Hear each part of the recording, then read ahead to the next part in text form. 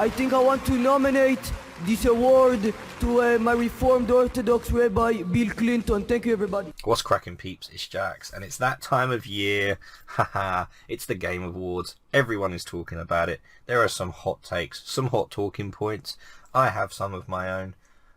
We're just going to go through, and I'm going to pick my favourites. So obviously we're starting with the Game of the Year, and as you will probably know by now, because I've done this after everyone else. So we have Alan Wake 2, Baulders Gate 3, Marvel Spider-Man, Resident Evil 4 Remake, which is a talking point, which is interesting, Super Mario Bros. Wonder, and then Tears of the Kingdom. Of these games, I have only played Resident Evil 4 Remake and Tears of the Kingdom. I still want to get Alan Wake 2 because that game looks so, like that, in terms of it, the style of horror, like, it's all like atmospheric, like that is right up my street. I really want to play that. Everyone, myself included, even though I have not played it, thinks that it should be Baldur's Gate 3, and I can absolutely see why. We're actually going to be doing a deep dive into Baldur's Gate 3 on the Video Game Vibes podcast, myself and Grog Games, and we're going to have a guest come on, someone who is very versed in Baldur's Gate 3. We're going to be talking about that and the Game of the Year as well. So look forward to that. If you're a listener, if you're not, then check out the link in the description for my podcast with Grog Games. Anyway, so yeah, Baldur's Gate 3 is the front runner for sure. It feels like it's going to. They've already had the Golden Joystick Awards where it sort of swept a lot of categories. Marvel Spider-Man 2 again looked great. It seemed to be just more of the same. And the first Spider-Man and I completed the first Marvel Spider-Man, which was unbelievable. And Miles Morales followed suit, and as has Spider-Man 2. I don't think it's going to beat out Baldur's Gate though. Resident Evil 4. So okay, the interesting topic and discussion with Resident Evil 4 is that it is a remake of an old game. And some people can't seem to put a reason as to why they don't think a remake should be considered for Game of the Year, but they just, it just doesn't sit right with them. They just think, but it's like a remake. So taking Jeff's Game of the Year thing, it says, so it's recognizing a game that delivers the absolute best experience across all creative and technical fields. First off, it's not a remaster, so get that difference between a remaster and a remake out of your mind. It's like that Last of Us Part 1 remaster. It's not like that would get Game of the Year, obviously. But this Resident Evil 4 remake is completely different to the original in everything. However, the story obviously follows the same thing. It does different things with the story of the original game, but it is still the story. So does it really deliver in that area of like the narrative and stuff when it is taking the original game's story? It did some stuff with it. So me personally, obviously, I wouldn't give it to Resident Evil 4, but I think it's warranted. Like I'm trying to think of a game that should be there in place of Resident Evil 4 remake. And I don't know, I thought Resident Evil 4 was a fantastic game, personally. I would also say, and again, I've not played it, Super Mario Bros. Wonder. I think like a lot of people, I'm a bit surprised by this. Like I don't get it. Like I've watched some stuff on it. Again, I've not played it. I'm not a Mario guy, to be fair. So I could be biased, you can say that, but don't get me wrong, it's done some creative stuff with the Super Mario Bros. The 2D Mario game. There's a lot of cool, funny things. Game of the Year, though? Really? That's a no for me. I think everything else is kind of warranted, but Super Mario Bros. Doesn't do it. And obviously, I'm like 150 plus hours in Tears of the Kingdom. I'm trying to beat the main story before the end of the year. I think it's fantastic. Do not get me wrong. They did use the map before. It's vastly different, but it's still the same map. But you get the depths, The Sky Islands are kind of so-so, but the depths is like a whole new map. So I absolutely think it deserves in there for the innovation on the game mechanics alone. It deserves that. So out of these, I'm gonna go for Baulders Gate. I was nearly gonna go for that myself, but right, okay. I need to speed this up. Game Director awarded for outstanding creative vision and innovation in game direction and design. This game was in early access for 3 years. Like, this game took its time to be what it's going to be. So I'm going to give that. I wouldn't give it to Tears of the Kingdom. But best narrative. Here we go. Outstanding story. You guys know I'm a narrative guy. Screw it, man. I love Cyberpunk, and I've been meaning to play the DLC. I'll just go Cyberpunk. Art direction. Oh yeah, everyone's banging on about Hi-Fi Rush. I should play that, shouldn't I? I should give it to Hi-Fi Rush. Give it to Hi-Fi Rush.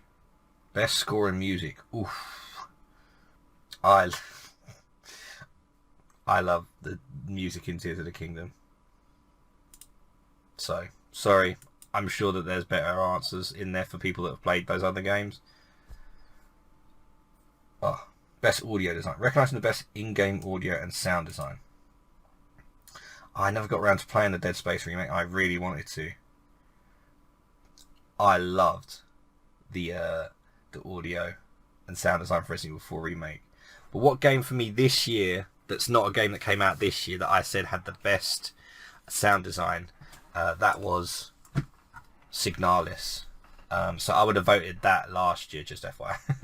But I'll go Resident Evil 4 again because it's the only game I played. Best performance. Oh, is this the guy? Is this the guy that played Asterion? Because he was great. So I'm gonna go for you. I think he played Asterion. Awarded to a game for outstanding development of ongoing content that evolves the player experience over time. Now you've got Fortnite and Genshin Impact in there. Fortnite's interesting because they've done the thing. They've gone back to the OG map that everyone is like going nuts over because it takes them back to what, like 2017. Before that, I have very little care for that.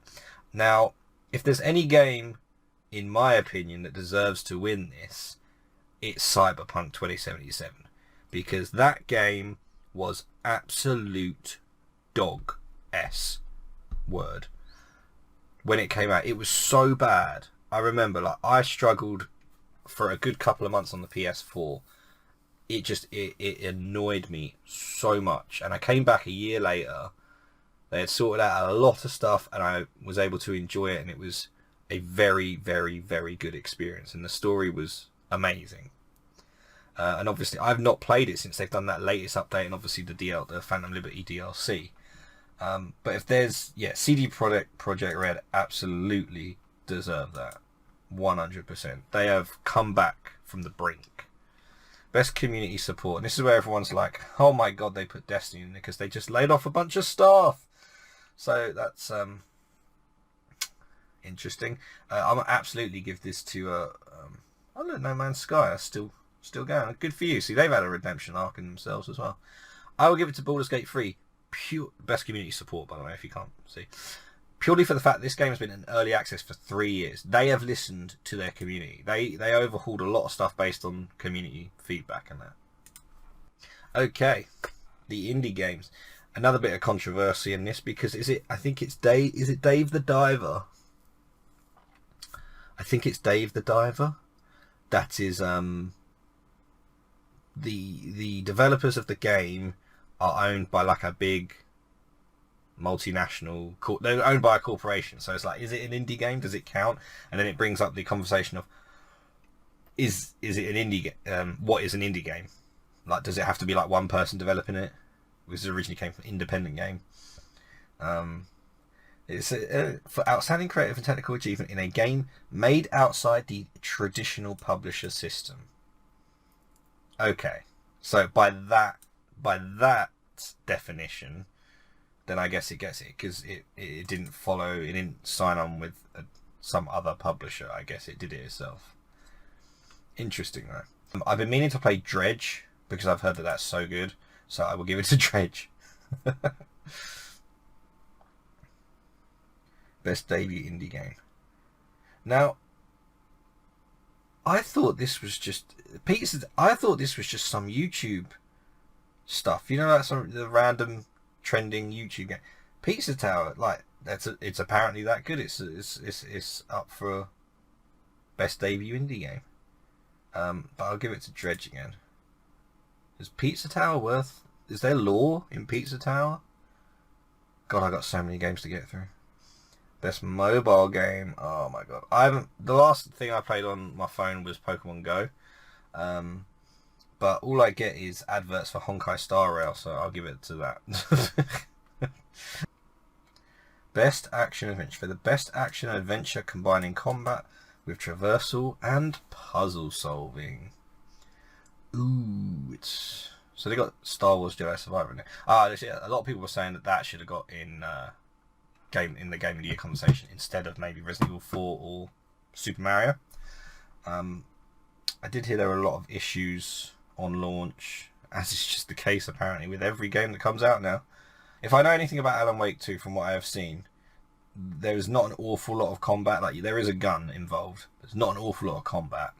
It's all about puzzle solving and the atmospheric sort of walking and stuff like that. So I wouldn't give it to that. I have a few bugbears with Tears of the Kingdom, and I'm going to do like a review when I finally beat it. And one of the bugbears I have with it is the general sword fighting combat. Like, it's never been amazing in a Zelda game, but I won't vote for it based on that. I mean, its puzzles are great, but the combat itself it's alright. Lots of different mechanics, I guess.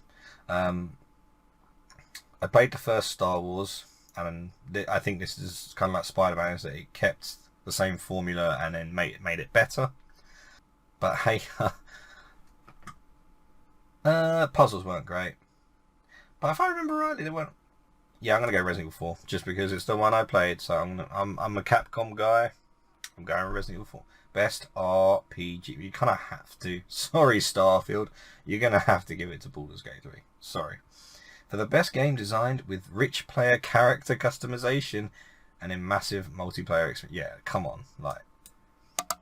Yeah, a lot of people were talking about Starfield as well for Game of the Year. Best recognized an outstanding creative work that faithfully and authentically adapts a video game to another entertainment medium. Ooh, the Super Mario Bros. Movie. Oh yeah, I never saw Twisted Metal, but I never played the original. Oh, it's got Rosa from Brooklyn Nine-Nine, and it's got Captain America. Obviously, The Last of Us. Like, is there really a contest?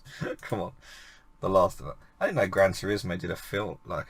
Did they do a film? See, I hate this. This is like if you're the recipient of this vote, you're like, yes, this is for the marketing team because they've got the game hyped up. Like, what? But for me, it's obviously Hades 2. Like that, I thought it was coming out this year. I got that so wrong. It's coming out Q2 2024. But I am buzzing for Hades 2. Content Creator of the Year.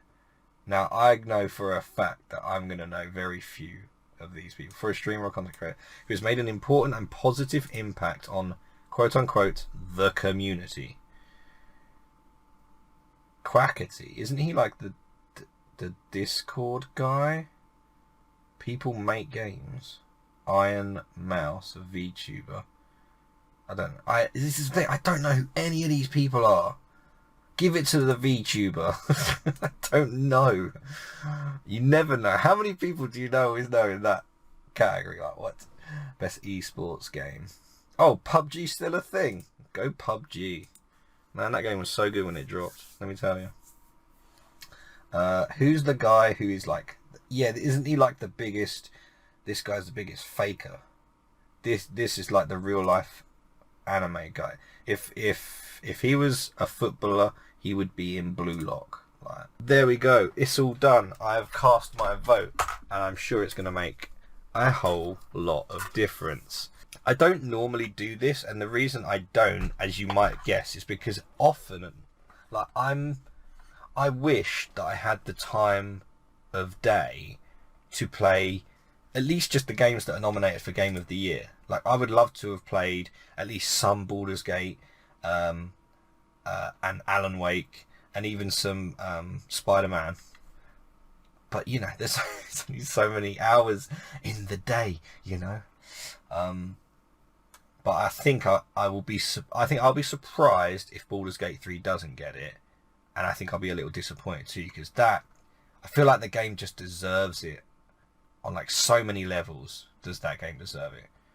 Thank you guys for listening to me ramble on about the Game of the Year. And as I said, myself and Grog Games are going to deep dive into Baldur's Gate 3, and we have a special guest on our podcast for the first time, talking about Baldur's Gate and Game of the Year in general and stuff. So yeah, look forward to that. It will be dropping sometime in December. Thank you guys so much for watching. I hope you enjoyed this video. I will be doing some more videos on my games of the year, because I play every game late, so it'll be all the games from 2022 probably. If you did enjoy this, hit the like button for me. Go check out my lore videos, because that's the only content that gets views on this channel. Thank you so much for watching. Have yourselves a fantastic day, and I'll see you in the next video.